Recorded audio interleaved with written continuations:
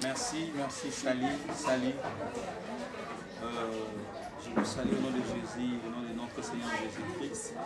Aujourd'hui, nous sommes en ligne avec vous. J'avais dit, nous allons passer aussi des moments d'édification, surtout les moments écrits. Vous savez, ça fait un temps, ça fait vraiment un temps, et surtout que nous passons un moment où l'ennemi cherche qui devrait.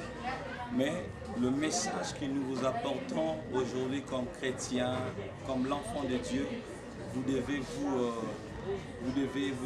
être fort. Parce qu'avec ce moment, avec Christ, vous savez, ce que les gens doivent savoir après la délivrance que Christ donne à ses enfants, une bonne nourriture aidera aussi l'église de Miquoit. Aidera l'église de Miquoit. On parlait ici, va avec la petite force que tu as. Nous savons, on est à un moment un peu très dangereux. Il y a beaucoup de gens qui hésitent d'aller avec leur petite force qu'ils ont. Mais ces messages, je crois, c'est pourquoi j'adore ce message, tu dois aller. Dieu donne l'ordre que tu vas. Ici, c'était l'histoire de Gédéon. Gédéon hésitait, or en lui, il y avait quelque chose.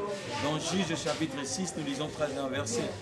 Gédéon hésitait, mais en lui, il y avait quelque chose. L'ange de Dieu se présente devant Gédéon, lui dit, voilà, c'est toi, roi héros, c'est toi que Dieu a choisi.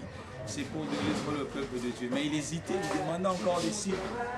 Ce qui arrive aujourd'hui dans la vie chrétienne, il y a beaucoup des enfants de Dieu qui hésitent. Vous comprenez? Et surtout, il y a beaucoup qui hésitent. Mais il hésite de partir. Oh, Dieu dit à Gédéon, va. C'est ces deux points que j'ai énumérés. J'ai dit, la foi, c'est une force. Lorsque tu as la foi, n'hésite pas. Tu dois aller de l'avant. Tu dois faire des choses. Tu dois aller vers le progrès.